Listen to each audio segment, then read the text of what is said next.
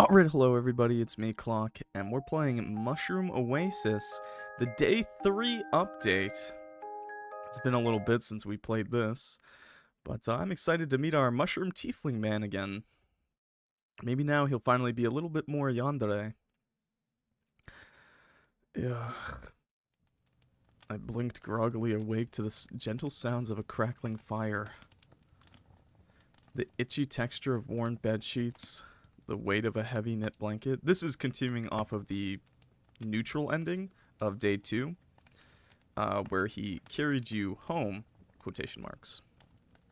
I could recall, and also from the dev's words, there is no changes to day 1 or 2, so we're just going to be starting straight from day 3, okay? And there is one bad ending and one neutral ending that carries the game forward once day 4 comes out, okay? We'll be going for both. I could recall once or twice having felt these very sensations to the point I'd consider them familiar and comforting. And yet, nothing could prepare me for the bright yellow eyes peering into mine. Is he purring right now? Is he purring?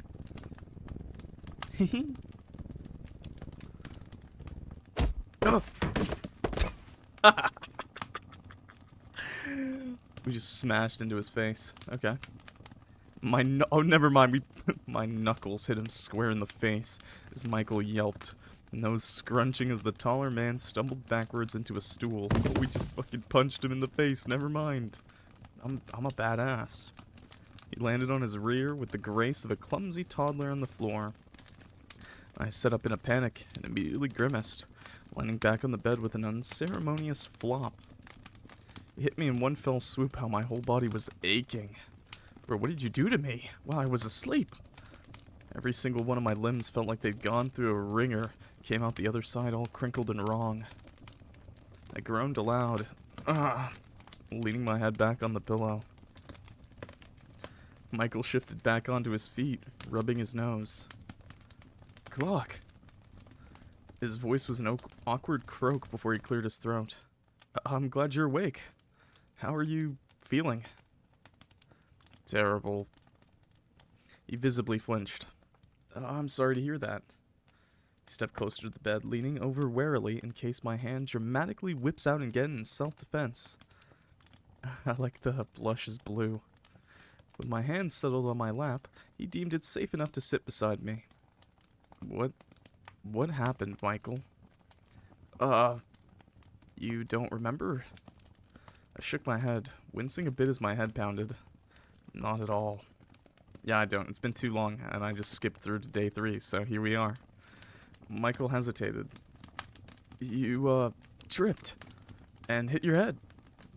I had to carry you home? Question mark? His words almost slurred together as he fidgeted. My head?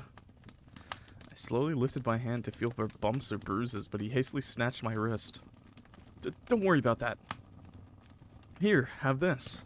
It'll help. Michael gave me a familiar-looking drink as he quickly pressed a cup into my hands. Sitting up with some effort to take a sip, I couldn't help the small sense of déjà vu.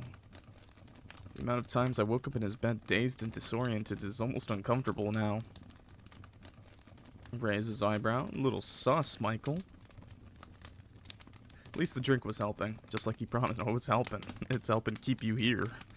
Just like he promised. My body felt lighter as I finished. Michael took the cup from me and set it aside before wringing his hands together with a nervousness I haven't seen in a while.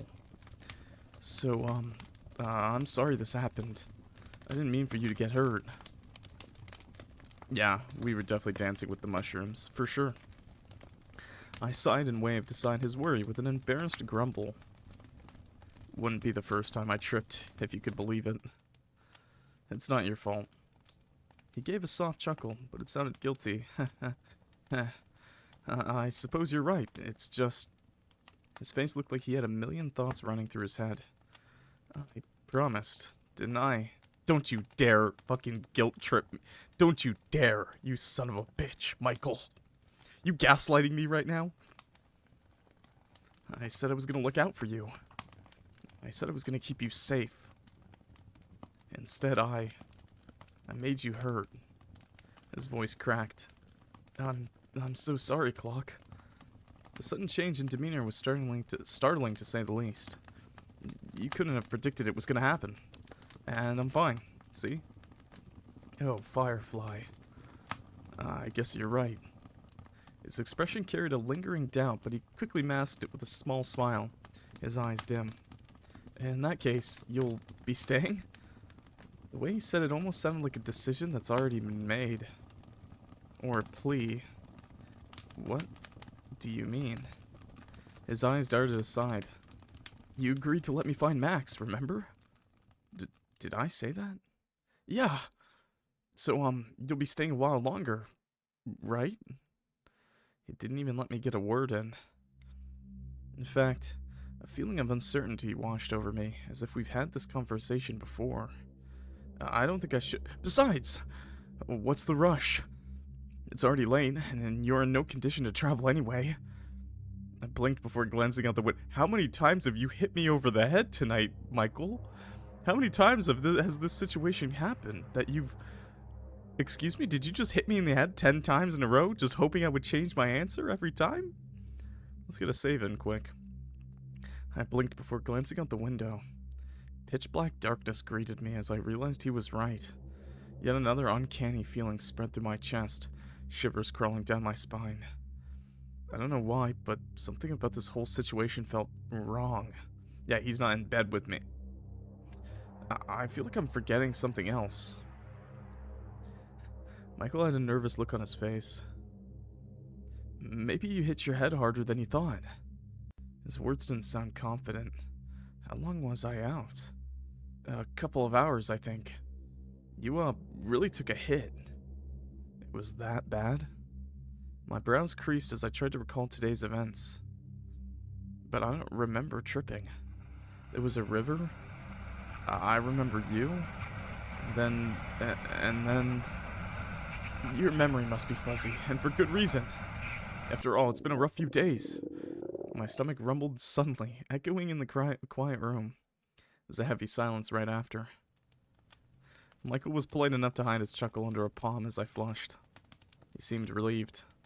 Well, lucky for you, I've got dinner on the way. It should be ready soon. You're okay with soup, right? Soup? Soup sounds alright. My stomach growled once more, the pain of an empty gut making me wince a bit. My host noticed immediately. Oh, maybe we should get you some food sooner than later. Do you feel okay to get up? Feel okay enough to get up? I nodded with a grumble, swinging my legs over the side of the bed before noticing something was on my lap. Wait, what's this? Grubhub? Yo, mushroom gear! Nice. This looks comfy as hell. I unbundled the pile of thick fabric, realizing it was an oversized sweater with a pair of baggy sweatpants.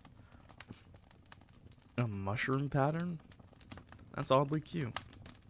The material felt worn, but comfortable. A towel laid right next to them. Is this for me? Oh. I figured you'll be staying another night. You'd want some fresh clothes. They might be a few sizes bigger. Or a lot. Sorry. He's gotten shy for some reason. Because they're his. On the other hand, I didn't have to take a whiff at myself to know that I probably reek. Hey, what? Why do I stink? I nodded again, giving him a small but grateful smile. Merch tease. Yeah, where's the Michael body pillow? I want one side in his normal gear, and then I want the other side to have a comically large mushroom just popping out of his, like, shirt or something. Like an actual mushroom, nothing dirty. That's what I want. Developer, you heard me. They're fine. They're fine, Michael. Thank you. Yet another thing I had to owe him. Yet I couldn't help but feeling like I'm taking advantage of his kindness now. Nah, it's good, bro. So, you know where the bathroom is. Take your time cleaning up. I'll be in the kitchen if you need anything. Did you just say really politely I stink, and to make sure I get that off of me? Hello, by the way, everyone. Yeah, it's like 7 a.m. for me. I'm really happy you're here. 7 a.m. on a weekend? 7 a.m. on a weekend? I haven't woken up this early in years on a weekend. On weekdays, I wake up at 7, but probably shouldn't have stayed up until like 2 a.m.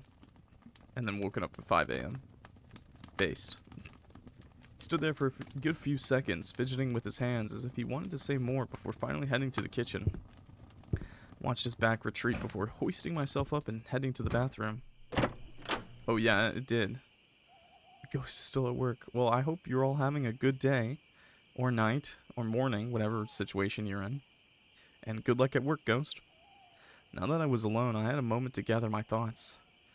The nagging feeling was back. A prickling feeling across my skin raised goosebumps as if to tell me I shouldn't be here. You guys didn't miss much, by the way. We literally just woke up in his house, and he gave us some pajamas. Something seems a little off, but don't worry. He's our love interest. It's fine. We love him. I just couldn't place my finger on what.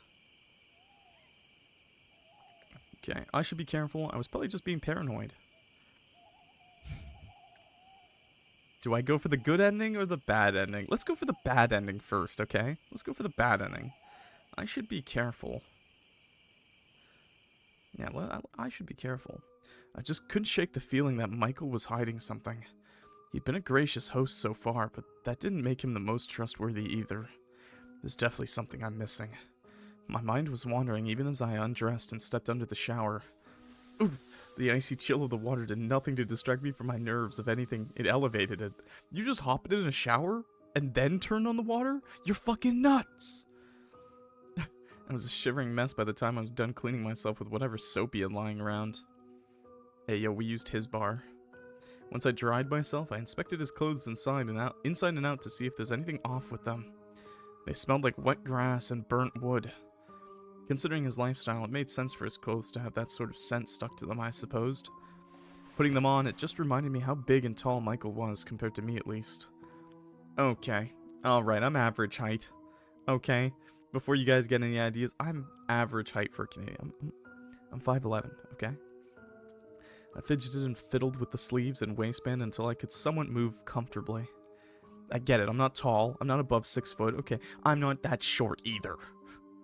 There's no mirror in his bathroom, so I had to assume I looked like a walking potato sack. The usual. Better than nothing. Gathering my courage, I shook out my hands and straightened myself before exiting towards the kitchen. A savory scent filled my nose. Michael did mention dinner was almost done. As I entered, I saw Michael by the stove, idly stirring something crimson in a pot and humming quietly to himself. That motherfucker. He drugged my soup, didn't he? Oh, he's so cute. I want him. Okay. His content smile widened as he saw me, his ears flicking. We're gonna forego the romantic route, okay? We're gonna go for the bad ending route first. I tried not to look uneasy as he looked me up and down. How do they fit? They're alright. Much too big for me. He nodded, turning back to the pot. I could see that. Right. His smile faltered as he picked up on the wariness of my tone. Is everything alright? His eyes held a sense of worry, his shoulders tensing. I can get you something else to wear if you'd like. There's no need. He paused, hand gripping onto the ladle tightly as he continued to hesitate. Clock. There's another pause before his brows furrowed. I'm not an idiot. You don't trust me, do you? I flinched. Michael looked hurt as he sighed. So I'm right. His ears flicked by the sides of his head as he turned back towards the stove. Can I just know why? His eyes were sad as he stared at the pot, as if he'd been in this situation before. I thought I did everything right. Truthfully, I didn't expect such a direct confrontation. There's a lump in my throat as my fists clenched at my sides. It's just... The kettle started whistling, but he was clearly ignoring it. He's gonna funger your... What do you mean? He's a mushroom man.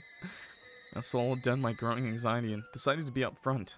I just didn't expect to be here again. Felt like the wrong thing to say when Michael's frown deepened. So he never wanted to be here. I didn't mean it like that. Then how else could you possibly mean it? Another deep sigh slid. You know, maybe when you said last night, I'm gonna take you home, and then I woke up in your house, that's a little concerning. I feel like you should have a little bit of explanation for that, okay, bud? No? Okay, I'm stupid. Another deep sigh slipped out of him as he reached to lift the kettle off the stove, mumbling to himself. I was hoping you'd be different. What was I thinking? What did you say? Nothing.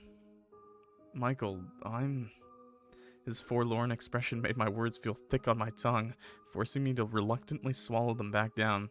I think divorced couple accent already. We're gonna fight for the kids, and by the kids, I mean the chickens. I'm taking one of the chickens home! I don't care if I only knew it for 10 seconds. Any trace of suspicion I had faded and was replaced by a feeling of guilt. Don't lick him. Stop that. This is really awkward. We're having a divorce and you're licking him. I'm sorry. I just thought I'd be home by now.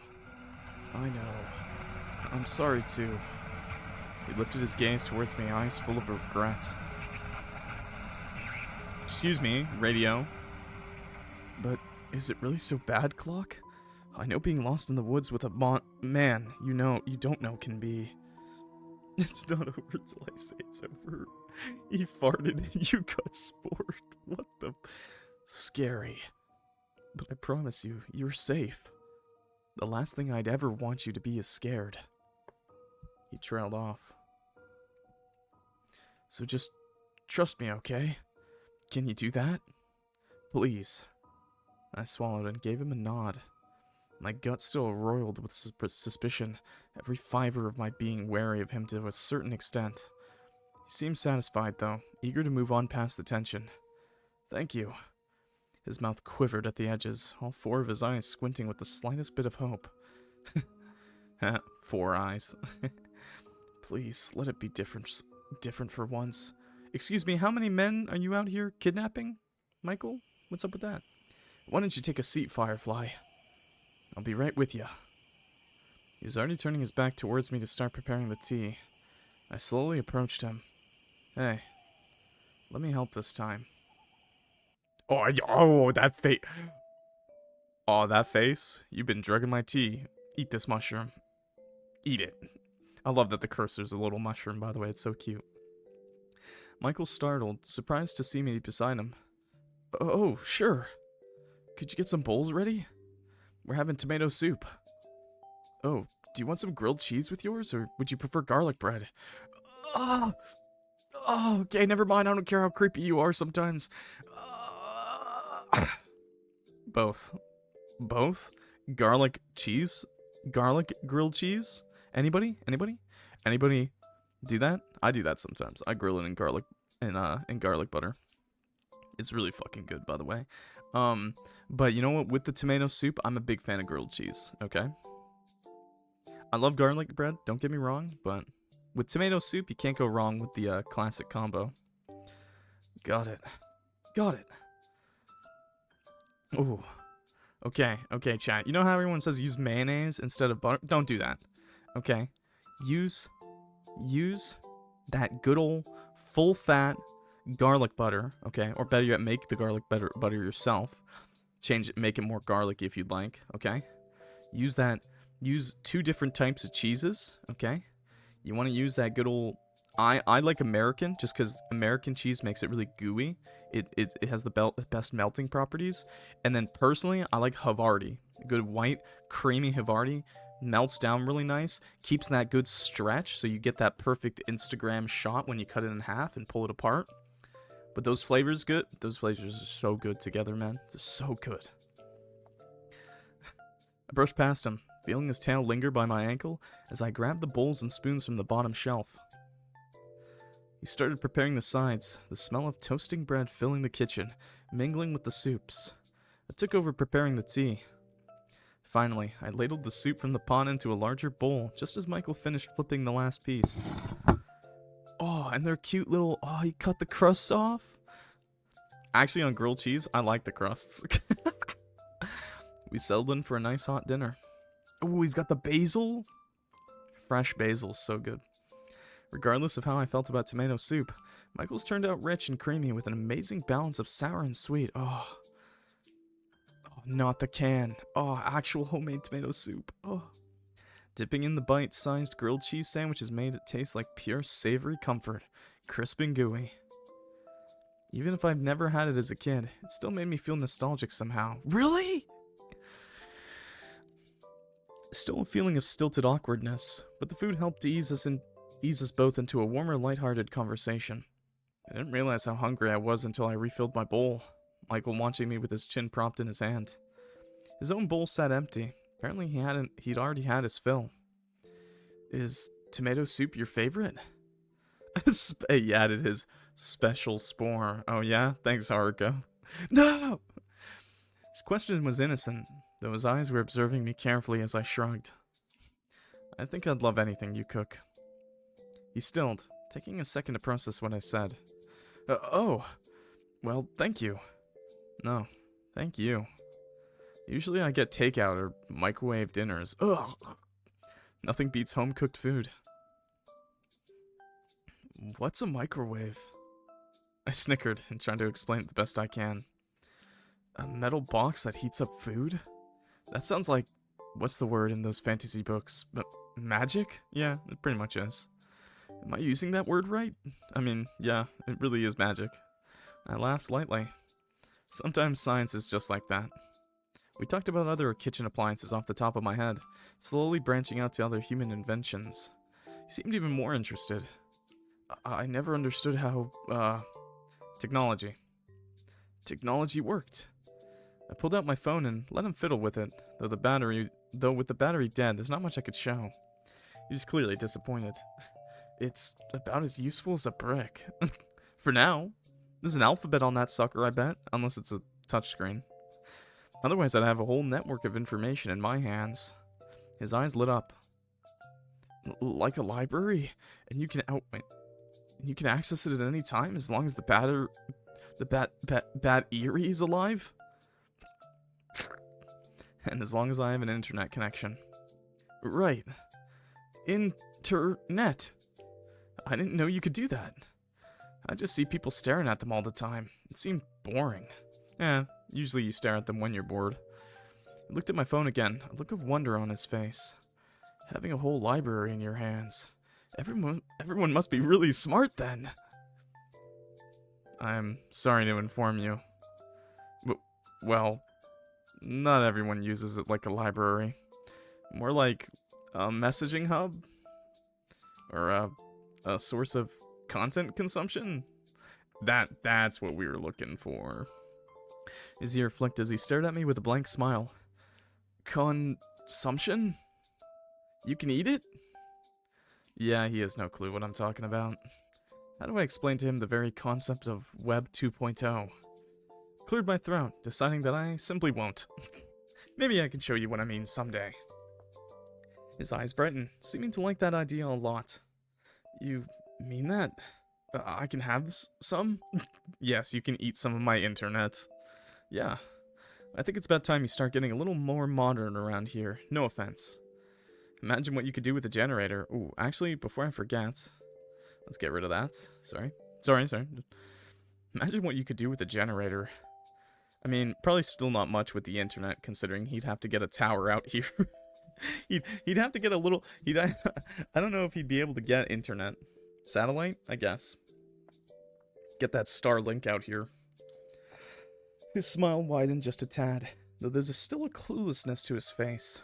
That was just a little endearing. Does he have internet money? No. Actually, Michael OnlyFans, anybody? Who'd pay? Who'd pay up for the Michael OnlyFans? Jen E. Raider? I laughed and reached out across to pat his hand, a gesture that made his smile wobble. Like I said, I'll show you someday. A loud thwack sounded against the floorboards, followed by rhythmic thudding. Leaning over, I could see the tip of his tail was wagging back and forth, the tip of it slapping against the floor almost comically. Hey, yo? My friends said they'd buy my feet pics. I think they're a little bit more than a friend, or at least they want to be. Michael looked flustered as he laughed softly, pulling his hand back to rub his neck. Sorry. He looked like he had more to say, but exhaled heavily, gathering himself before tilting his chin towards my empty bowl. Are you done? I nodded as he stood and collected our dirty dishes, heading towards the sink to wash them. I followed close behind, carrying the mugs. We made quick work of the dishes, heading back to the living room to relax. Michael headed to this basket of knitting materials, his movements routine. I wasn't sure what to do with myself. Now that food was no longer a distraction, I felt uneasy again, glancing around the room and staring out the window. Michael was eyeing me as he grabbed a stool and dragged it to the center of the room. Is there something outside? His question sounded innocent, but it had a sense of wariness to it. I shook my head quickly. Nothing, I was just... Something catches my eye from under the bed, glinting like a knife. Tilting my head lower, I could see it was a tin container the size of a shoebox. What's that? Nothing wrong with supporting a friend? Look, I'll support my friends, but you do not need to send me feet pics, okay? You do not need to send me feet pics. In fact, just tell me we'll game later, and I'll support you, okay? Do not, and I repeat, do not send feet pics. Thank you. Michael looked up. Under your bed. A panicked look came across his face. That thing. Just some emergency supplies. Yeah, nothing too special. I had an inkling he was being dishonest again, but I figured I'd leave it for another day. I see. It's pictures of all the guys he's fucking murdered. Michael watched me for a moment or two before clearing his throat. Sorry, before all the guys he mushroomed. Hey, Firefly? I've been meaning to ask. Do you remember what you said? At the river. The river? Oh, where I tripped. There was no quotation marks. Ghost, stop that, you. I pursed my lips in thought. Not really. Everything feels fuzzy to me. He seemed disappointed. Oh, not even a little? I shook my head. Why? Did I say something stupid? Just some things. It made me happy. Oh god, I think I did say something stupid. Before I could ask about it, he'd already gestured towards the bed. Well, you should get some sleep, Firefly. Want to wake up nice and early to find Max, right? Oh my god, dude, this game is so old. Sad. That's fucking sad. I'm sad now. This game, I guess I played this when I still had Max. The idea of looking for my cat once more made me wilt. And it's just like the game. You really think we'll find her? Michael looked on edge, pocketing his hands. It doesn't hurt to try. But it does hurt to hope. His face twitched. Well, His ears flattened as he thought of something to say, clearly struggling. He finally opened his mouth to respond, his words slow and careful. I'm here for you. No, he didn't eat the cat. Well, actually, yeah, in the original demo, I think he fed us the cat, actually. Thank you, Michael. Or at the very least, he knew Mushroom got the cat. At least at the very least, I think I remember him knowing the cat got mushroomed. He nodded, a strange mixture of polite happiness and hidden anxiety playing across his face. He's probably not used to seeing another person sticking around this long, let alone someone going through a loss he could care less about. Maybe I've been enough of a burden to him. Actually, can you just send me home? His brows raised, his posture straightening in surprise. Are you sure? But what about Max? Don't you want to see if we can find her? I'm sure. A look of apprehension crossed his face. But it's too soon. Max could be out there and Michael, please. I can't think about her right now. I just want to go home. He fidgeted with the sleeves of his cardigan. But... It looked like he had so much more to say, but whatever turmoil going on in his head was quickly swept behind a reassuring smile. Okay. Get some sleep, Firefly. You've been through a lot. He went to collect his blankets again, already arranging them into a nest like the night before. Is it too soon to hide it? No, it's never... Oh, wait, it is. because I don't have any water. The words left my mouth before I could think twice. Don't waste your grit, chat. I'm not getting water right now. I can trust you, right? A flicker of surprise crossed Michael's face. Of course you can trust me. He didn't say anything else, as if that one line should be enough to convince me. And honestly, it was too late to start an interrogation that's only gonna end up in me feeling guilty for upsetting him. Oh, a posture check though? I can do that anytime. That was a good stretch, too. Doubled up. Stretch and get your posture straight, YouTube. Right now. I got under the covers, facing the wall with my back towards him. I could hear him setting up his nest behind me, before finally quieting down with a satisfied hum. I closed my eyes. Honk Mimi's now. Last thing I heard was the gentle crackling of the fireplace, accompanied by Michael's knitting needles clicking away in the dark. Oh, okay. Before I knew it, I could hear birds chirping outside the window. First thing I noticed was the fire must have been out, considering I couldn't hear the familiar pop and snap that came with the room's ambience. Second thing I realized was the hand gently shaking my shoulder awake. Wake up, sleepyhead. Yeah, that's how I wake up. I stirred. Yawning as I sat up in bed. Michael beamed, hand still on my shoulder. There you are. Had a good sleep? I mumbled incoherently.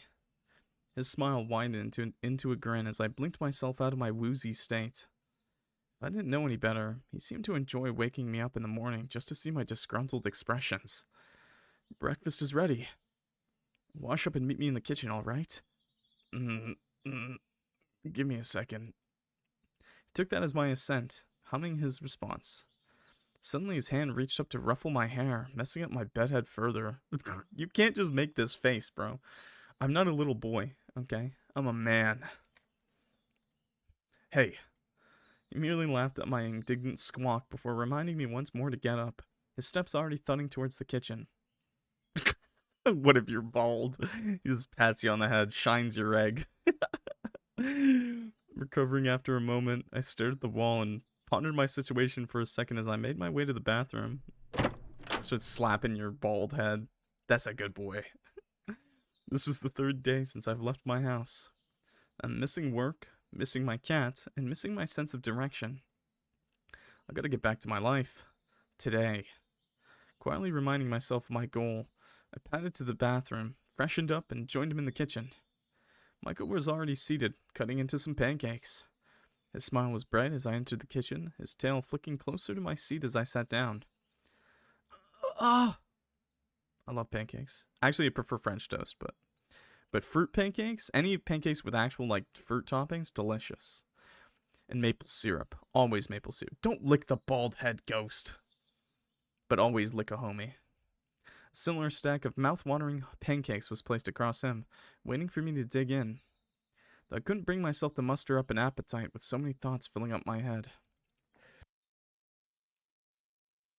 He seemed to notice the look on my face, laughing nervously. Oh. You look serious. Something on your mind, Firefly? I picked up my fork, twiddling with it. I'm just worried about getting home. Stop licking. Michael faltered as he lifted a piece to his mouth. Oh, you're still thinking about that? He seemed annoyed, which was a first. Of course. I've been gone for 3 days. People probably think I've gone missing. His gaze lowered, almost grumbling. Is that so bad? What? Yeah, it's bad. Why do you sound like you don't even care? Michael frowned, looking up at me now. That emote's amazing. Why do you sound like you're so desperate to leave? What? It's all you ever think about. Are you not happy here? Is it not enough? Can't I be your male wife? I sighed, rubbing my fingers over my eyes. Michael, we've gone over this. I've said it once, and I'll say it again. You've done so much for me already. But I can't keep pretending everything's okay here. I want to go home. I need to go home. He sucked in a deep breath, grunting something indecipherable under his breath. I only wanted to. He seemed to be battling himself before he finally sighed. I'm sorry. You're right. Of course you're right. Stab him. His tone seemed genuine, even if the hurt in his eyes was clear as day. I'll send you back today. I narrowed my eyes. I mean it this time, I promise. He held his hand over his chest. I swear on my heart. Save. Don't trust him. We'll do the nice route later, okay? My eyes narrowed just a tad. Could I really trust his word? Did I have another choice? Will you tell me what happened yesterday at the river? The river? I already told you what happened at the river. His voice sounded strained at the end. So, that's it then? You're just gonna send me home? He nodded. Okay. Paused for a moment before adding quickly, thank you. He nodded and went back to eating, watching me expectantly as he took a timid bite. It was a moment before he swallowed and spoke again. Can you promise me something? His voice was quiet, and for a lack of a better word, vulnerable. What is it? Promise me. His mouth hung open for a second or two before he laughed. Promise you weren't lying when you said you liked my cooking. I snorted. Are you kidding? Do I look like the kind of person to lie? I'm offended, Michael. He laughed again, light and airy. But if I dared to look closer, I could tell it was fake. He probably didn't want to make our last moments tense and awkward. Instead, he did. The least I could do was meet him halfway. Before long, we found ourselves walking down another path than Michael's. The route was different today, probably because he didn't have any detours in mind. We walked in silence for a while. The only thing accompanying us were the sounds of nature and our footsteps. I couldn't tell what Michael was thinking. I knew he wasn't the talkative type unless spoken to, but right now he seemed eerily quiet. His back was tense, eyes looking nowhere but forward. My voice was itching to say something, anything. But it felt like the both of us had some thoughts to digest, despite it being easier to just say it out loud. Still, the silence was getting unbearable. We both halted on our steps at the sound of rustling, Michael's ear perking in a direction. What was that? His hands were already raised to hold his crossbow, deftly cocking it with an experienced pull of the string, till a solid click was heard. Stay quiet. Stay close. I swallowed, my heart picking up speed. He started stalking low towards the source of the noise, his boots barely making a sound compared to my clumsy footsteps. The rustling continued, sounding like a scuffle was occurring between the bushes. Closer. Closer. Till my eyes picked up an unfamiliar high-pitched sound. It sounded like a tiny infant screaming. As morbid as that was, Michael actually relaxed as he recognized it. His steps hastened silently towards the source, crossbow lowering until we came across what exactly it was that caused the disturbance. A rabbit. Its small, delicate foot snagged in an old, rusted trap. Its little body trembled as it breathed fast and shallow, no doubt scared out of its mind. Oh, poor rabbit. Michael regarded it empathetically before unloading his crossbow, disturbed by the caught rabbit, but at the same time relieved at the absence of a threat. Just a rabbit. Sweeping his crossbow behind his back and out of sight, he looked at it for another moment before looking up towards me. Gonna be nice roasted lunch! Man, you guys are fucked up. You guys are fucked up. I mean, let's keep going. What do you mean? Michael, either put it out of its misery or take it home and like heal it, but don't do nothing. That's fucked up. That's the most fucked up thing, just leaving it actually. Let's keep going then. My mouth dropped in shock. And leave that poor thing behind? He raised a brow, confused at my bewilderment. Yes? What the hell is wrong with you, Michael? But it's going to die. His face twisted into confusion. That's generally what happens to prey animals. Yes? I mean, yeah, that's... I mean, but, you know, naturally, Michael, you know, that's a man-made trap. We could at least do something to, either put it out of its misery or, you know, help it. I would probably choose to help it, honestly. You're so nonchalant about it, I had to keep my emotions in check. We can't do that. Look at it. His expression was understanding, if a little annoyed. I am. Someone left a trap. A rabbit gets caught in it. That's how it works. It's old. No one's coming for that. What do you want me to do? Set it free? Obviously. He was frowning now. I can't. If someone is nearby, they'll be suspicious how their catch got free. Does that matter? Animals escape traps all the time. Yeah, it does. The poor thing is suffering. Clock, I know you're smarter than this. If it doesn't die today, it'll die tomorrow. To a trap, to a fox, to a hunter. Probably won't even survive long with its injured foot if we set it free. Exactly, so that's why you take it and raise it. Till it heals, or just keep it. Okay, or you put it out of its... Once again, you put it out of its misery, and you have it for lunch. One of the two. You're prolonging the inevitable. Can't you put it out of its misery, then? He hesitated. Do you really want me to do that? No. But even then, we don't know if anyone's coming back for it. The thing looks so old. He sighed impatiently, looking stubborn in his decision. That's the point of a trap. It's to keep things right where they are until you come back. The way he said it just rubbed me the wrong way. We're gonna save, but, he's being realistic, he's being sadistic.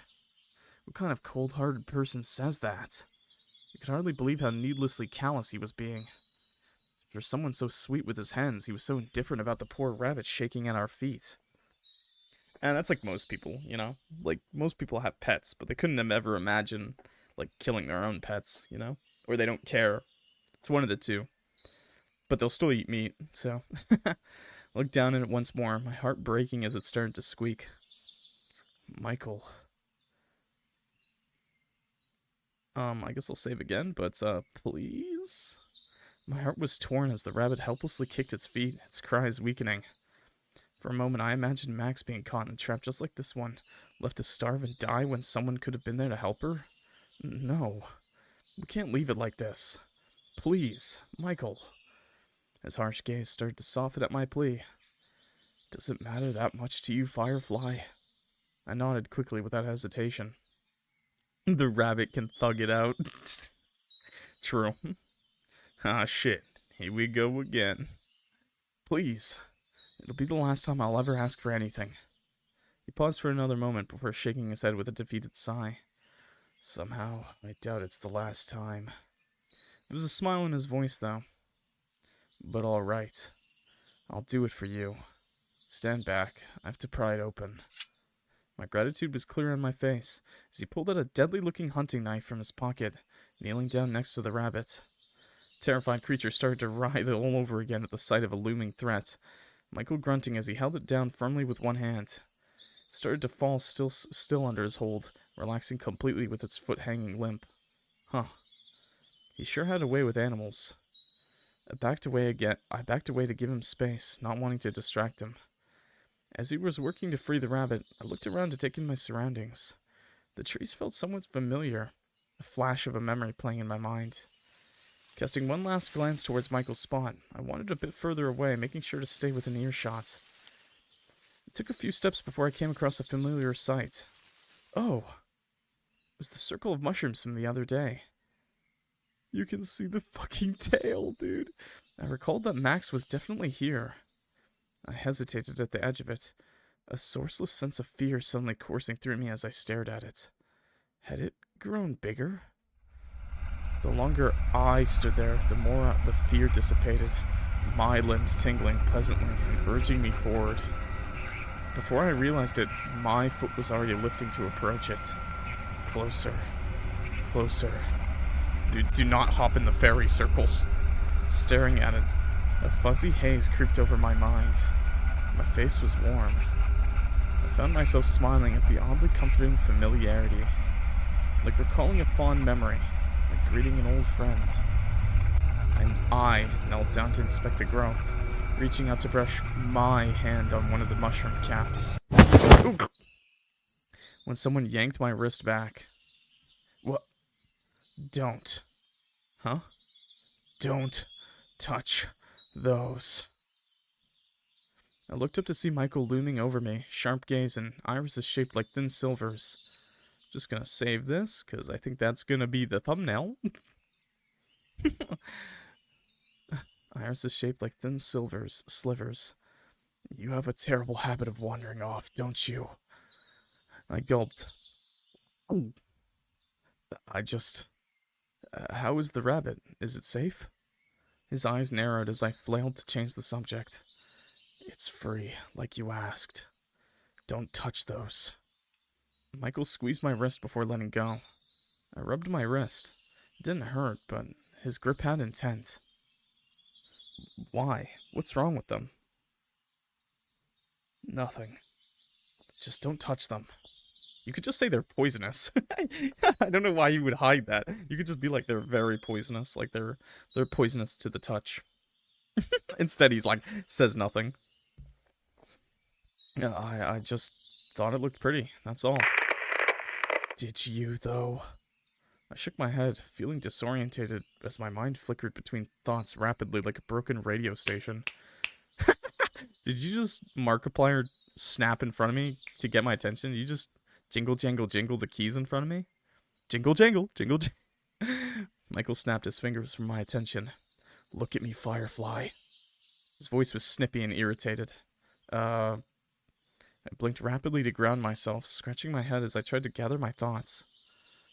Talk to me. Say anything. Some people think they're magic? Yeah, that's a pretty common belief with mushroom rings, isn't it? Fairy circle. I hung on to that thought. Keep going. Like, related to fae folk, you know? It's why they're called fairy rings, or fairy circle. Michael squinted before easing, his demeanor just a little less tense compared to before. They do look like they could summon a portal at any moment and whisk you away. I looked over at Michael, expecting him to look amused. Instead, he was glaring down at the ground, as if the mushrooms were the most vile thing he'd ever seen. No. It's more of an invasive species than anything else. I followed his gaze towards the harmless circle of fungus. They are? Should we do something about it? He blinked as if coming out of a daze. No. Sorry, just a thought that slipped out. Actually, invasive species are really bad. And when you see them, you should probably inform... Well, okay, you don't have to. But there are things you can do. Like, if you have an invasive species in your garden or something, you can get rid of them. Because a lot of the time, invasive species kill, like, everything around them. And that's not good. So, generally speaking, you do want to do something about them. Sorry, just a thought that slipped out. He pinched his nose bridge, his normally soft voice a tired grumble. Normally I'd leave them alone to do their business, but having you here... Anyways, just don't touch it, okay? He's being far too uptight about something as trivial as a circle of mushrooms. Yeah, why didn't he just say they were poisonous? It feels like there's more to it than that. His sigh was exasperated. They just grew in my part of the forest, is all. They make me uncomfortable. It definitely felt like Michael wanted to use a stronger word than uncomfortable. A barely concealed growl between his teeth. Why? I thought you liked mushrooms. Michael's ears flattened. Not these ones. They're not even real mushrooms. They're not? No. He seemed to hesitate before blurting. They just happen to mimic mushrooms. Oh. I've never heard of something like that. Oh, plants do stuff like that all the time. Though there are some pretty wild foliage out there that could copy the look of nearby plants. Does it have a name? His brows scrunched in confusion. What, them? Yeah. You know, as in the species. Oh. I'm not entirely sure. I can recognize them by sight, though, so just stick with me when we're out in the woods, okay? I really don't want you anywhere near them. Alright, if you say so. I just don't get how these can be invasive is all. I consider it invasive when they come on my property. They're alive, for sure, right? For sure. Are they actual fae folk or something?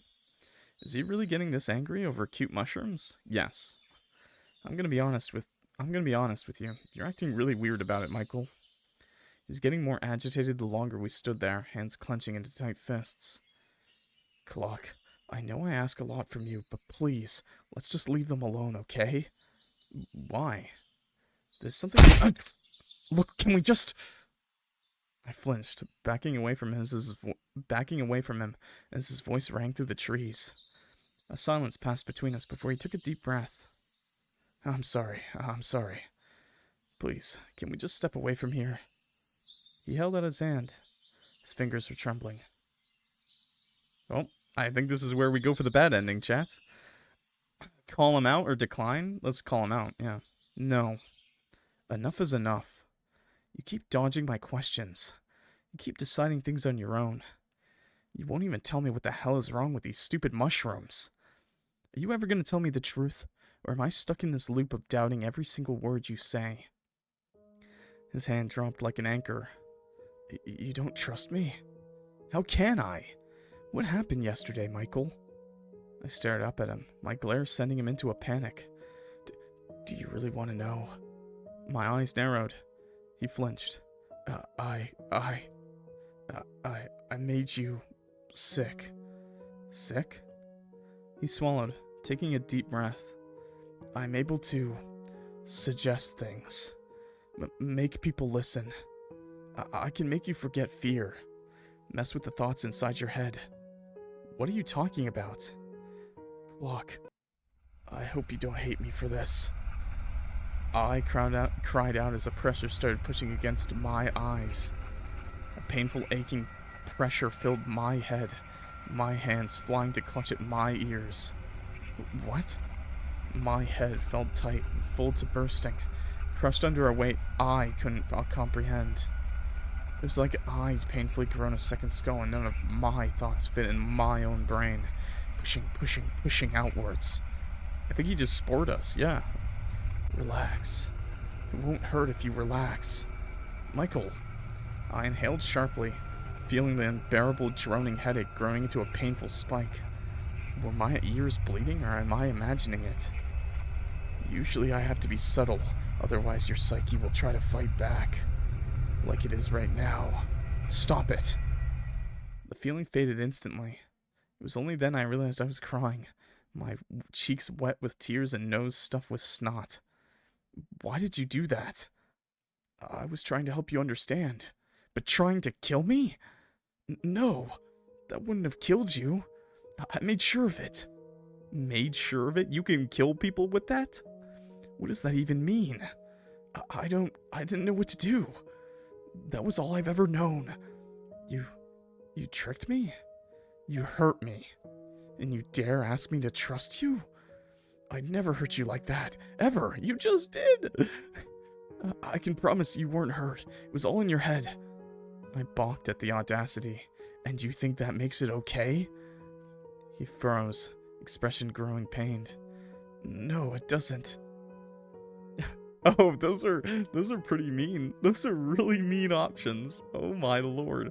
Okay, well I know he hates the monster. He hates that. Okay, you're gonna murder me now, right? You monster.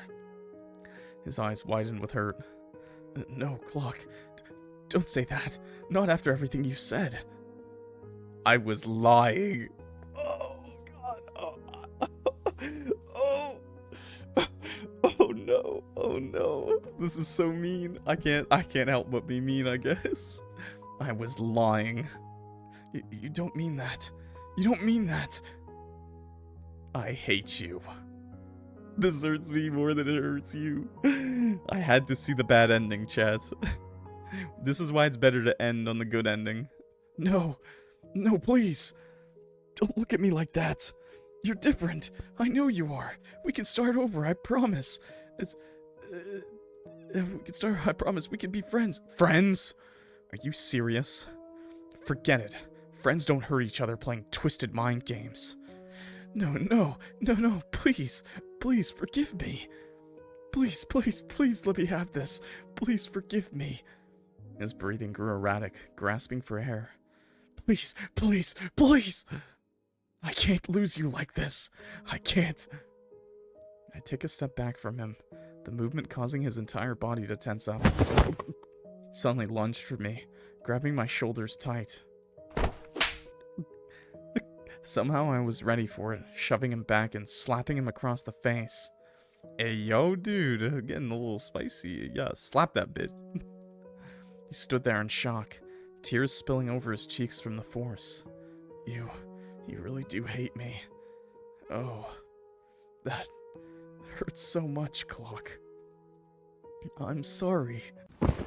Everything goes dark. When he just throw a bag over my head? Clock? Clock! Oh. I shot into a sitting position, a wet lick trailing up my cheek as the golden retriever barked. Laika, down. Laika? I recognized that voice. Oh, hi there. Nice dog. I love dogs. Oh my god, does this dog have heterochromia? What the hell? What the hell? What do you have, a 1 in a million dog? I've never seen that. A tall figure loomed into view, their long hair tied back into a messy ponytail. My eyes widened as I recognized a familiar face. Vita? You're back? Livin' la vida loca. My neighbor gave me a timid smile, fidgeting with the frisbee in their hands. Wow, they're both so cute. What the hell? The dog has homophobia. True. For my semester break, yeah. Where have you been, Clock? I came by during the weekend, but you weren't home. You weren't answering your phone either. We were on our way to the park when we found you. I glanced around, realizing I was sitting by the sidewalk. A few feet away was the edge of the woods, right beside our neighborhood. Wait, he actually brought us home? Is this a good end? Is this the good ending? What? Vita reached down and started picking twigs and leaves out of my hair, completely unprompted. Did you go camping? I don't remember. I stood on my feet, brushing off my clothes and fixing the bag over my shoulder. Oh, that's worrying. Are you sure you're all right? I think so. A shudder ran through me, my head glancing towards the trees. I saw a flash of yellow disappear into the bushes. Maybe a bird? A butterfly, perhaps. Laika must have seen it too, as the dog started barking. Whatever it was already out of sight. Oh, did Vita see it too? I think I need to go home. Just leaves. Vita was about to say more before I sidestepped them, leaving them confused as I hastily made my way to the street. Reaching my home, I threw the door open and stumbled inside. All of my senses felt like out of tune, like my brain was still catching up with my body. My bag dropped with a muffled thud to the ground, its contents a mystery as I wandered to the kitchen for a drink. Why did everything feel so fuzzy? It's like I was trimmed out of a stray photograph and pasted onto the scrapbook of a page where the memory didn't belong. Why? Why? Why? Why did everything feel so wrong? I downed my drink, and another. My tongue was numb. Didn't feel like I tasted anything, or if my thirst was real at all. Maybe I needed a nap. That was scary. I was about to shuffle off to my bedroom when there was a knock at my door. Confused, I hurried to open it, expecting Vita back from their walk. Nobody. Glancing down at my feet, there was a circle of blue flowers placed next to a strange wooden box. It looked like an instrument. That's kind of sad. Did someone mistake my house for another? Also, Daniel, stop nutting. Picking up the items, my hands brushed over the wood and thumbed the delicate petals. What a strange thing to leave at someone's doorstep. Even if it was a prank, why leave these items specifically? I looked out towards the forest, pang of something nostalgic striking hard in my heart. I've never set foot in those woods, never had a reason to. And yet, I couldn't help feeling like I've lost something. Something important. But if it was important, surely I'd remember it. Ending 4. Forget-me-not. Okay. You monster. No, man, it's not like that. It ain't like that, okay? It ain't like that. We're gonna load and do the good ending now, okay? We're gonna load and do the good ending, okay? Where was it, this? So I will be hitting skip okay? We won't be skipping anything unseen, but we should be going for the good routes now to continue the day, okay? So that's the only other ending, by the way. This should just be the continuation. So let's just start skipping. I was probably just being paranoid. It's fine. Yeah, it's fine. Then again, it's been a while since I've showered, so I could chalk it up to dirt accumulating on me and making me itch in places I didn't want to think about. After undressing, I folded my clothes so I could place them in my backpack later, before turning on the shower. The water was ice cold. My teeth chattered as I cleaned myself as fast as I could, using some scentless soap by the side of the tub. It is, like, completely different already. Wow. Thought he brainwashed you into thinking you're free? I'll talk more about the ending, but yes, he brainwashed you to completely forget about him. It was his way of being nice, but also he couldn't help himself to leave, like, a reminder, basically. And maybe hoping that you'd come crawling back one day, or you'd remember him. But I'm surprised he didn't just murder us, honestly. Like in the other ending. But it's okay, I guess. My teeth chattered as I cleaned myself as I could, using some scentless soap by the side of the tub. I don't like scentless soap. I like scents. Dressing myself again, and I wrung out my hair as best as I could before drying it with the towel. Not strong ones, but I want something. Putting on the clothes Michael provided, I felt like I had shrunk in size. I adjusted the sleeves and waistband to my liking with some struggling, just so my hands and feet could poke out of the holes comfortably. Ooh, flowers? That's good. That's good. Based. I couldn't help noticing his clothes smelled like freshly cut grass, with a smoky hint of woodsy bonfire. People used to hate me when I used to smell like fires all the time, like campfires, like all the fucking time. I thought people hated that smell. The scent reminded me of camping in summer. I used to go to like campfires like every like other day basically. Persistent doubt aside, I definitely felt way better compared to when I woke up. Stepping out, I could smell something good coming from the kitchen. A gentle humming greeted me as I came through the doorway. Michael was idly stirring a pot by the stove, looking up at me as I entered the kitchen. Whatever he had in that pot made my stomach grumble yet again. You smell like cinnamon donuts? No, I did not. You guys like lavender and vanilla? That's good. Lavender and vanilla. I either smelled like campfire smoke or Old Spice. That's pretty much what I smelled like, always. Now I just smell like Old Spice. Maybe some cologne. His ears flicked as he registered the clothes I was wearing. How do they fit? I shrugged. They're definitely bigger on me. He nodded, turning back to the pot. I can see that. I wasn't sure what you normally wear, so I went with whatever I had that was. Struggled to pick a word. Coziest? Gave him a hum of agreement, fiddling with the hem of his sweater. Hey, yo. Is that the first time I can actually pick this option? Was I really about to do this? I guess I was. With the confidence of a courting peacock with nothing to lose, I leaned against the doorway, making sure to prop my hip in just the right angle against the edge. I think I look good in your clothes. Maybe I should wear them more often. Wink. With how baggy the clothes were on me, I probably look closer to a sentient sack of potatoes than a human being. See, now we get the good stuff, chat. Michael must have sensed something was different with my tone, as he gave a confused chuckle with his tail noticeably swishing side to side. I guess you could.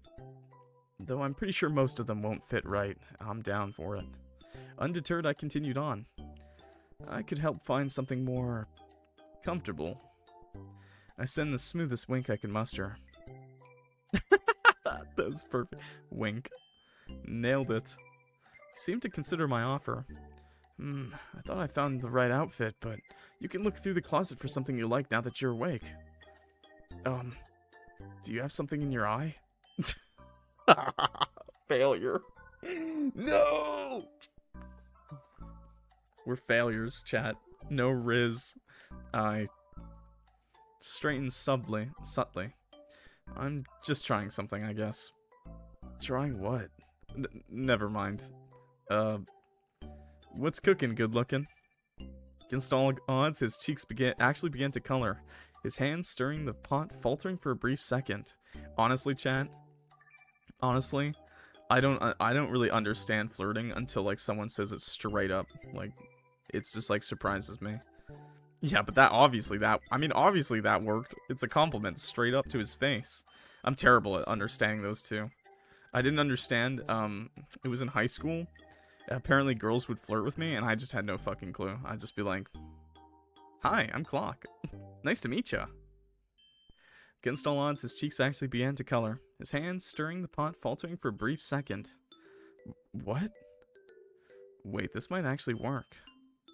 I bolstered my efforts, leaning forward with another smile. See, chat, that also means I don't really know flirting, so to me, flirting is straight up saying stuff like, "You're looking really pretty today. You look beautiful today. God, I want you." Like, that's the only way I know, like, to flirt. You, me, tonight? Dinner? Outside, baby? Bolstered my efforts, leading forward with another smile. You heard me. You said. He hesitated to repeat it. Well, maybe you should get your eyes checked. Elriz, once again, chat. Yeah, this was a terrible idea. I cleared my throat awkwardly. Thank you for the clothes. He must have sensed something was wrong again, as he quickly tried to salvage whatever the hell was going on. For what it's worth, you look very... Kitricration? Whatever it was he said sounded like several strange clicks of the tongue. But with vowels? Somehow? Like, compliments for friends are like, "Oh, you're looking cute today," or like, "Oh, looking good," like stuff like that. Then we get a little bit more spicy when we're flirting. What? He huffed, tail waving side to side like a metronome. It means... He trailed off. I guess in your language it would mean... cute? Damn, friend-zoned. My smile faltered as he fidgeted. We stared at each other. I might actually have a chance? The color on his face was closer to a blueberry the longer I looked at him. There was an awful awkward tension before I broke it with a nervous laugh. Cute? In fact, I could swear I heard him whimper in panic. The situation was so absurd I had to laugh harder. Was that so hard to say? He sputtered. I didn't think you'd be comfortable with me saying it. Why not? Well, you know. What do I know? My grin was teasing, and he picked up on that quickly, his nervousness dissipating as he gave a sharp huff. Ah!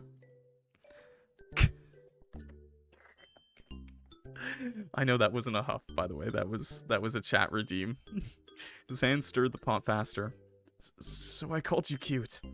It's not a big deal. Then why is your face so blue like it is? He made another choking noise, eyes darting about. It's just the heat from the stove. I'm cooking my best here. I snickered at his terrible excuse. Hello there. You're a bad liar. But it's true. Stovetops don't do that. Mine does. A glaring contest ensued before we ended up bursting into a fit of giggles, my face warming from the silly banter. The kettle started whistling, then cutting our moment short. He seemed disappointed by the shift in the atmosphere, but quickly moved to pick it up. Why don't you take a seat, Firefly? I'll be right with you. Okay, so this is the same, so we're gonna skip ahead. That was a really cute moment, chat. I really liked it. We're gonna skip ahead, because I think this is probably gonna be the same food scene, so we're just gonna skip. But you know what, maybe this time we'll mix it up, and we'll choose the garlic bread. I want to see what that garlic bread looks like, okay? Got it. It looks fucking delicious. I'm not gonna lie. I kind of prefer the grilled cheese. But now that we've seen it, absolutely scrumptious. You know what I'm saying, though?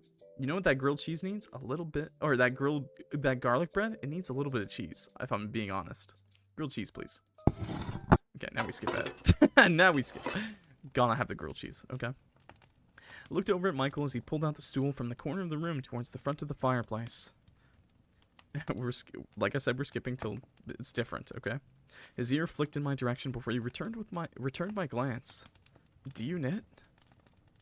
A little? Not at all. I'm gonna save, but I'm gonna say not at all, bro. Not at all. Gave a soft chuckle.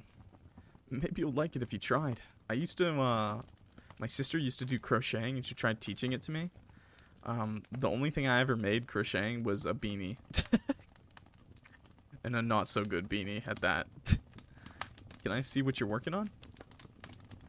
He looks surprised, not expecting my interest. What about Boat 2? What's Boat 2? Sure, it's just something to work on in my downtime. Halfway through, I started to realize that maybe it's not really my color. He lifted it up for me to see, only for my foot to kick the basket and sending a ball of yarn rolling towards the bed. Sorry. I quickly followed after it, only to halt as I spotted something under the bed. It's glinting off the bright firelight within the room. Approaching the bed and tilting my head lower, I could see it was a tin container the size of a shoebox. What's that? Michael looked up. Under your bed. Is it something important? A hesitant look came across his face. Oh, just some emergency supplies. Nothing too special. I had an inkling it was something more, but I figured I'd let him keep his privacy without prying anymore. I see. Michael watched for me for a moment or two before clearing his throat. Okay, we can skip ahead. Skip. Do you want to use the bed tonight? He stopped in his tracks. You know, with me? Oh. Oh no, I don't mind the floor. I meant...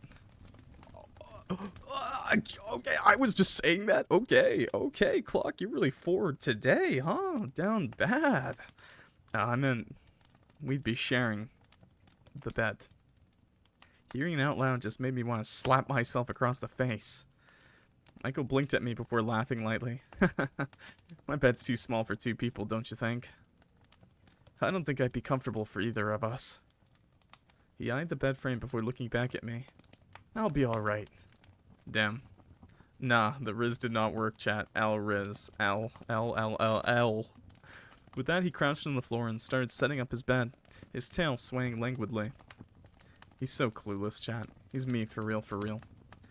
I laid down and faced the wall, the sharp sting of embarrassment in my chest refusing to go away.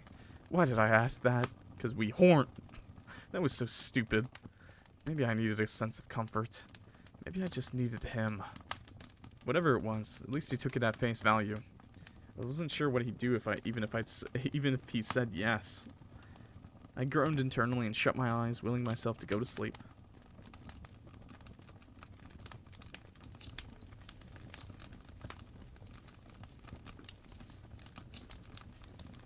Bedtime. Okay, let's skip. There's a big skip. Okay. We're gonna trust him this time, but I'll do a save, I guess. I guess you can change the route, so we'll trust him. I mean, how could I not trust him? He was my last hope. Okay. I paused for a moment before quickly adding, "Thank you." He nodded and went back to eating, watching me expectantly as he took a timid bite. Oh, I can skip again. So this time, no matter what you do, he still is gonna take you home. Huh. Oh yeah. Oh yeah, he really is taking you home either way. So I wonder how the good ending is. He's being realistic. Yeah, he's being realistic.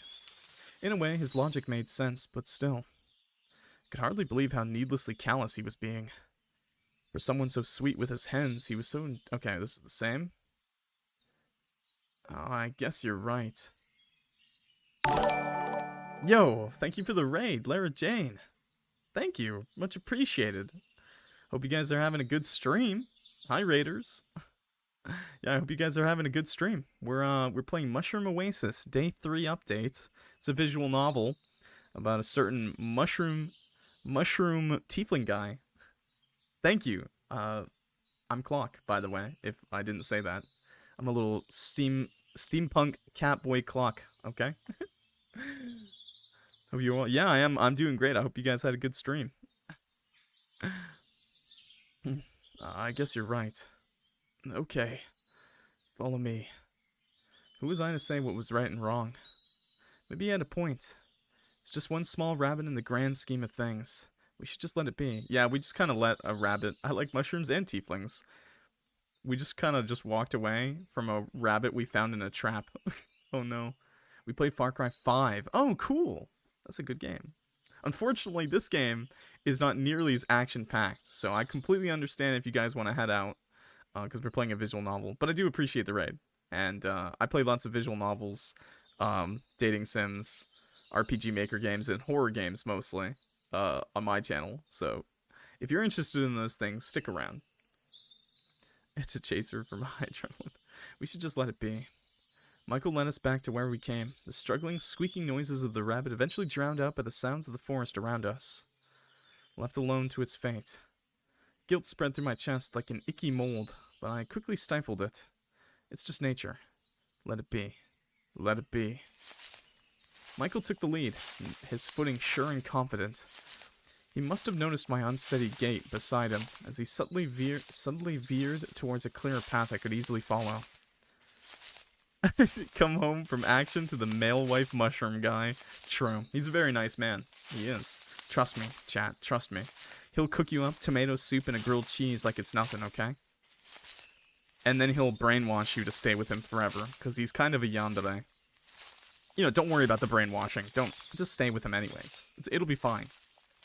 I didn't verbalize it, but I was definitely grateful for that. As much as the forest was growing on me, getting my feet caught in roots and twigs every few steps gets tiring after a while. Our steps fell into rhythm next to each other. I peeked at Michael every once in a while, trying to gauge his mood after what happened.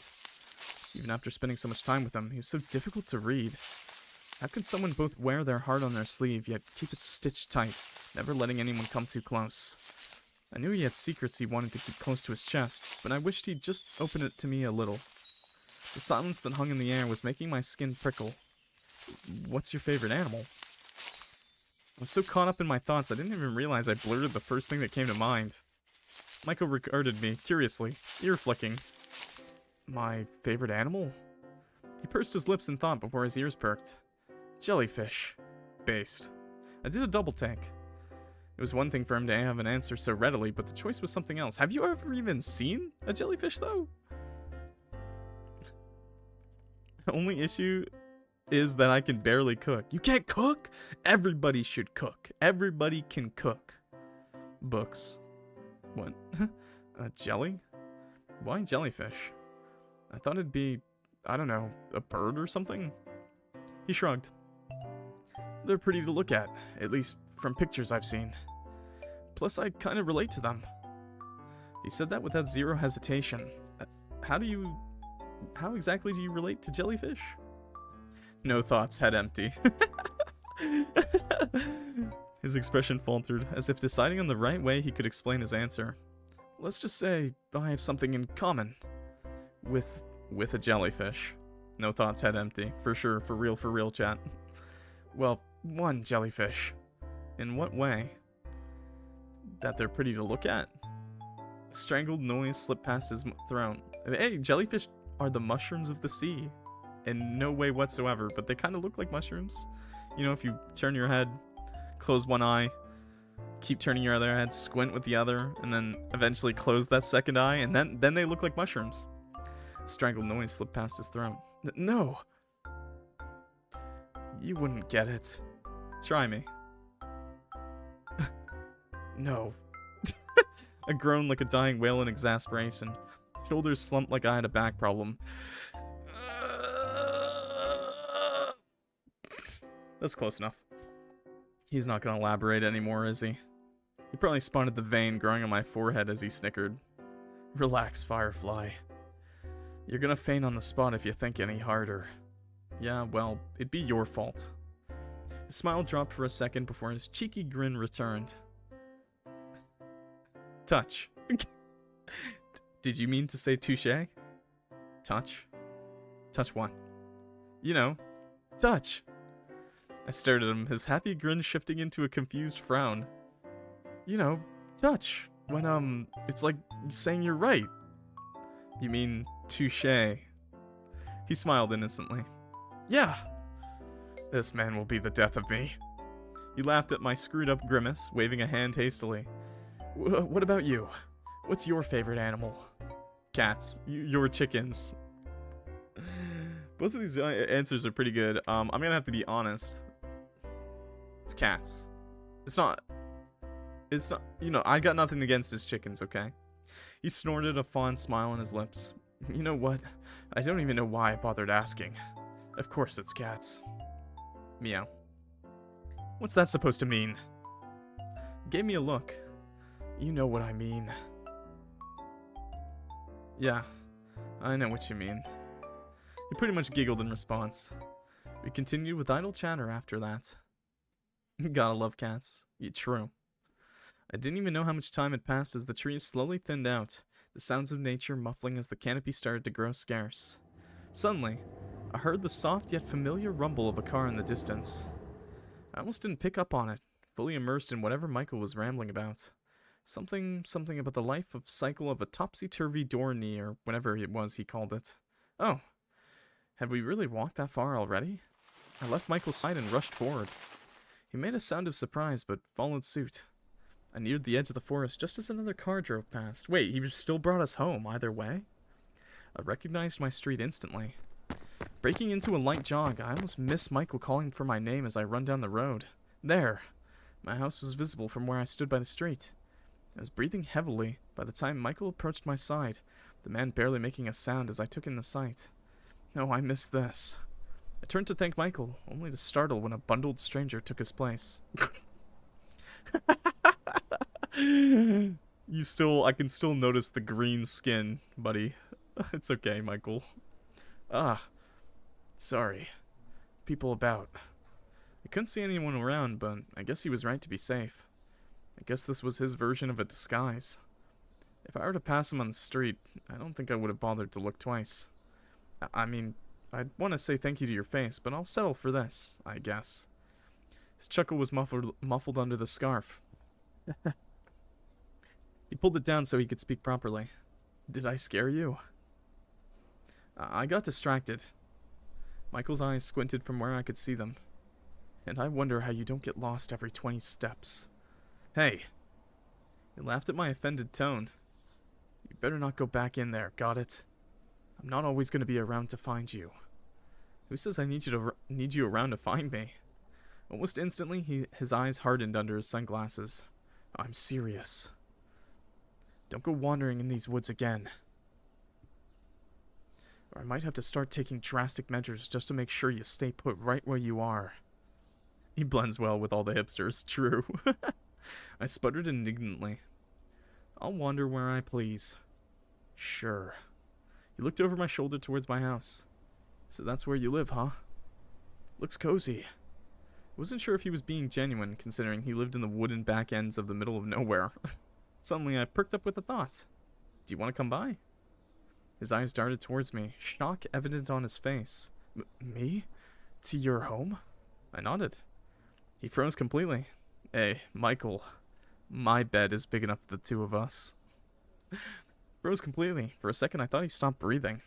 I'd love to. Sudden barking and a shout startled us both, my body jerking forward as his arm yanked me close.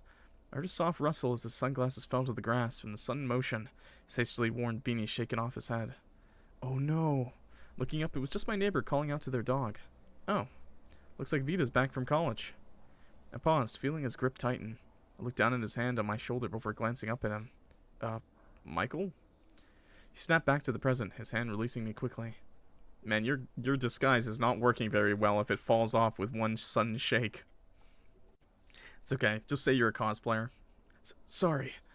He looked towards my neighbor and their dog for another moment before turning back to me. I don't think it's a good idea for me to go with you. I don't want to be seen. I deflated just a little. But you have your disguise, don't you? He shook his head insistently. I can't risk it. It's better this way. He spoke with a finality that was starting to become familiar. If he wasn't willing, fine. At least I was. Before he could pick up his accessories, I gently grabbed his wrist. Then, can I come visit you instead? What? I huffed impatiently. If you won't come to mine, then I'll go to yours. Once again, he was rendered speechless. Why would you ever want to see me again? At this point, I was starting to look and sound peeved. For all his good traits, the constant need to build his walls higher around me was starting to get annoying. I folded my arms, looking stern. His eyes widened as if in preparation, ears flattening like a cat in the middle of a scolding. Michael, can you just accept the fact that maybe I enjoy your company and wouldn't mind more? I'm sorry, nobody's ever... But you wanted to go home so badly. Oh, this man is hopeless. Yes, of course I do. But that doesn't mean I'm gonna forget about you completely. Besides, I promised you I'd show you what phones could do, didn't I? Dismissing the fact that there's probably not much I can show when there's no data in the woods. I'm sure he'd be enthralled by whatever dinky mobile game I'd installed at the time. Nice. Honkai Star Rail. The point was, I just wanted to see him again. So that means, I get to see you again? I picked up on the eager tone in his voice, realizing he wished for the same sentiment. Yeah, I want to. His voice warbled for a second. Firefly. He cleared his throat, laughing to himself. Clock. You can't imagine how much that means to me. A lot. It means a lot. More than you know. I nodded, a giddy smile creeping onto my own face. How's next weekend? He tilted his head. That's 7 sundowns from now. 5. His smile he's even at 5? His smile widened, eyes squinting in absolute delight. I'm not doing that, Haruko, you sicko. Okay. I'll meet you here then. I smiled at him, figuring this was goodbye. Wait, I'll come back to this one. I'll come back to a couple of options before we end. Let's give him a hug. Yeah, give him a nice hug, you know? Hey bro, what's up? I didn't think twice. Arms spread and wrapped around him before he could react. Excuse me, how short am I? Thank you for the sub, Lara. 6 months. 6 months already. That's crazy. How short am I, dude? How tall is Michael? I'm 5'11", dude. There's no way. There's no way I'm only at his fucking waist. Didn't think twice. Arms spread around and wrapped around him before he could react. Michael froze from head to toe, inhaling sharply as his shoulders tensed. For a second, I thought I triggered a fight or flight or freeze response. It took a few seconds before he shifted to reciprocate. Lightly, he's purring again. He's purring. Lightly placing his hands on the small of my back in a loose hold, fingertips splayed awkwardly along my spine. He seemed to gain confidence as he wrapped his arms around me, properly, a shaky sigh leaving his body as he relaxed. A faint rhythmic rumble emitted from his chest, my eyes widening at the strange feeling. Was he purring? I knew I'd heard that sound before, but he was definitely purring. I didn't have time to dwell on it for long. His grip was getting tighter. Tighter. Tighter. I was about to spun out when another car passed by, making him jump and release me. Excuse me, were you gonna kidnap me right then and there? I had to step away to catch my breath after the squeeze. His arms dropped to his sides, with a blank stare in my direction. Oh. Out of the corner of my eye, I could see his hands clenching tightly as if holding himself back. I looked up at him, expecting him to say something first. Instead, he just stared at me like I grew a third eye. The car just... What? Ruined the moment! I don't think that was a cute moment, Chad. I think he was going to kidnap us. Look at the bush. What do you mean the bush? The bush? Look at the blush. Oh, yeah, he's got that blueberry blush. I quickly cleared my throat, cheeks starting to burn. Anyways. I gave him one last light punch to the shoulder. That was no light punch. That was a full-on punch. Felt like punching a sack of grains. I'll see you next weekend. Ignoring the heat on my face, I looked both ways before jogging across the street. I think he was super cute until we almost blacked out. Personally, in my hugs, I try not to make the other person black out. Of course, I've never felt that experience because I'm usually the dude, but still. My neighbor in their yard looked up as I approached, their eyes lighting up in recognition. Clock? Their hands fidgeted with the frisbee in their hands as they approached, their ever-loyal Laika following close behind. I was wondering where you've been. I dropped by to give you some cake over the weekend, but you weren't home, and you didn't answer your phone, and your packages were piling up at the door, and I held my hands up in a placating gesture. Vita, I'm fine. At our feet, Laika was dutifully pawing at their elbow to calm them down. This is such a cute dog, man. I love this, like, space handkerchief thing. 10 out of 10. Their mouth stopped midway through another sentence before blinking rapidly. Sorry. They reached down to pat Laika's head, significantly calmer as they asked me again. It was the dog, is that a help dog? What are they called? Like a safety dog? Like, a buddy? Not an actual pet? He's working. He's on working duty, chat. They reached down to pat Laika's head, significantly calmer as they asked me again.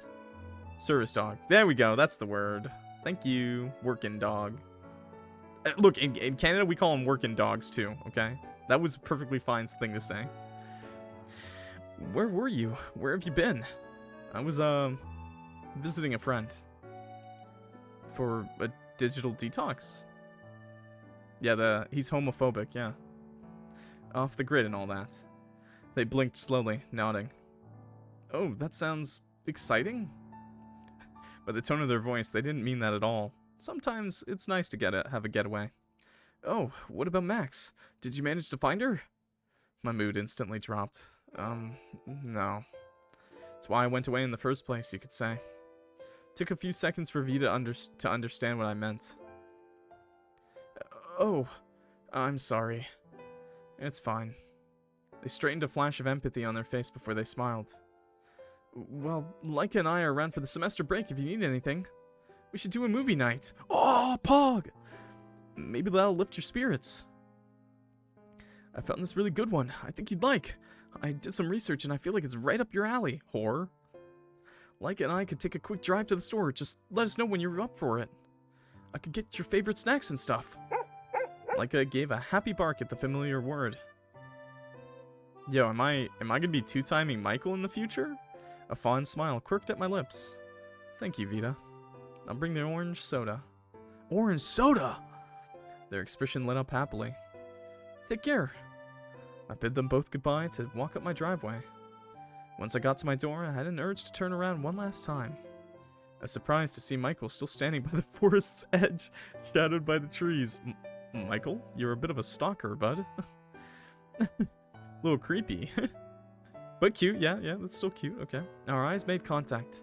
His own a fierce, piercing yellow shining against the shade. I gave him a big wave. It took a moment, but he waved back. Smiling to myself, I unlocked the front door and let myself inside. It was a surreal standing in my doorway again. I felt like Alice, who just woke up at the end of the book, feeling like I'd dreamed of Wonderland. I tossed my keys in my backpack by the hall carelessly before plugging my phone into the charger. I dreaded playing catch-up with the people who might have tried to reach me during my absence. Work, family, friends. I groaned aloud, flopping onto the living room couch. Oh well. At least I had this weekend to look forward to. That's all from day 3 of Mushroom Oasis demo. I'm gonna save. There we go. More updates coming in the future. Tell me what you think of the game. Any support and feedback is highly appreciated. Actually, no, wait. I should do this. Save here. There we go.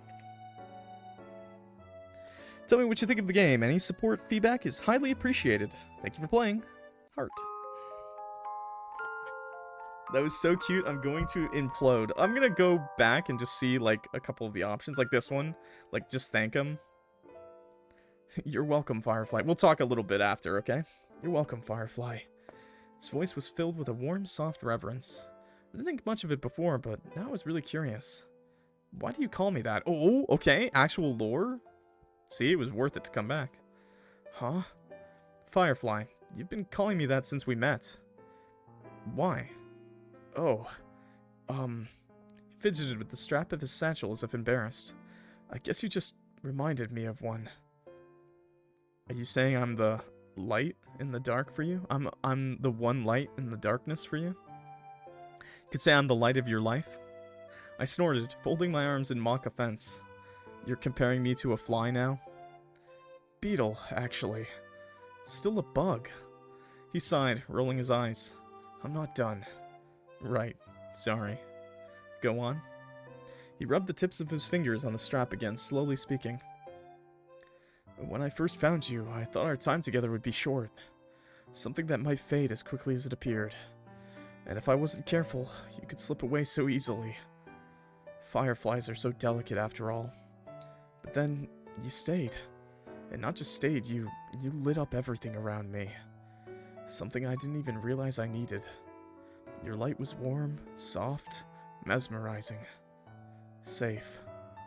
I Wish I could keep you in my hands forever. But you wouldn't like that. Oh, would you? He stared at me with such intensity. I really did start to feel like a bug under a microscope. My face grew warm, a shudder running up my spine. Wow, cool story, bro. Anyways, gave one last light punch to the shoulder. I'm really glad we went back for that one. Okay, it's the same. I'm really glad we went back for that one. Is there anything else that was, kind of like, that I really wanted to pick, maybe? Maybe like this one? Chickens. Yeah, what about your if I said your chickens? He looked taken aback, clearly not expecting that answer. Really? Yeah. Who wouldn't fall in love with the little darlings? He seemed pleased with that answer, his already wide smile softening further. You're right. Who wouldn't fall in love with a little darling? Oh, okay, that was that one. Okay, and let's load up again. Was this one? Yes. No, that was... Okay, that one's not a very... That's just like if I know how to crochet. Or how to knit. Okay, what about this one? I think if you just... Okay, I think that's it. I think that's everything. I think that is pretty much everything. So just gonna go back to the main menu. Yo, bye Gardania. Have a good day. And that's the end of the video. I think that's it. I did choose the garlic bread and the grilled cheese. So... Thanks for watching, everybody. My name's Clock, if you forgot. That was Mushroom Oasis Day 3 update. I'll leave the link in the description below to watch my original playthrough of Day 1 and 2. I played them at the same time. It was about 2 hours, I think. So, but I think it's a really cute game. I really like this, this update. It's really cute.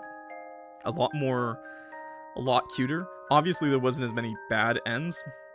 And the bad end wasn't even really that bad overall. It's just, I'm actually really surprised the bad end wasn't more, you know what I mean? But, yeah, it's cool. It's cool. I really liked it. I really liked it. It was good. So, if you want to see the rest of the options that I didn't choose, play the game for yourself. Mushroom Oasis is a really good game, and, please, if you enjoyed it, please go to the game page, rate it, at the very least. Rate it 5 stars, man. Help out the developers, and like they said in the notes, leave some feedback for them. My only feedback is, like, I really enjoy the game so far. There's not that many bad ends. Great art, great CGs, pretty good music choice. I feel like the music is a little... At times, I can't pinpoint it, but at times it could be a little bit better, I guess. But I really like the sound effects, too, and I really like the music. It's still really good, don't get me wrong. Just really intense moments, we could have some more music for that, like reflecting the intense parts, maybe. But that's literally it. I like the game a lot. I can't wait to see where they go with this. Of course, I am a sucker for bad ends. I really like endings where, you know, we get... You know, so maybe throw in one of those too. But but anyways, just to show off the yandere a little bit more. I know we had some of those in the first day and the second day, but it'd be nice. Anyways, thanks for watching. My name's Clock. If you liked the video, please clock that like button and clock that subscribe button. Helps me out a lot. And if you're new here, I'm sure you'll like the rest of my channel, okay? So, yeah, we play lots of visual novels, dating sims, yandere games, indie horror, and just horror games in general. Just a variety of games, really. But those are the things I focus on. So yeah. If you like this video, you really will like the rest of my channel, so thanks a lot. And to all my current subscribers, all my viewers, everybody who hangs around me for whatever reason, thank you so much. You guys are awesome. We're almost at 15k subs. I really want to get to 15k subs on YouTube. We're gonna do a 15-hour stream when we get 15k subs on YouTube, okay? And we're almost at 2k followers on Twitch, so maybe when we get 2k followers on Twitch, maybe we'll do another 12-hour live stream too to celebrate. But yeah, anyways, thanks. And I hope you have a good one. Peace out. This was Clock. Yeah. Thanks, guys. I appreciate it. Thank you. I do appreciate it when you guys say stuff like, clock that like button, stuff like that. It's cool. I really appreciate it.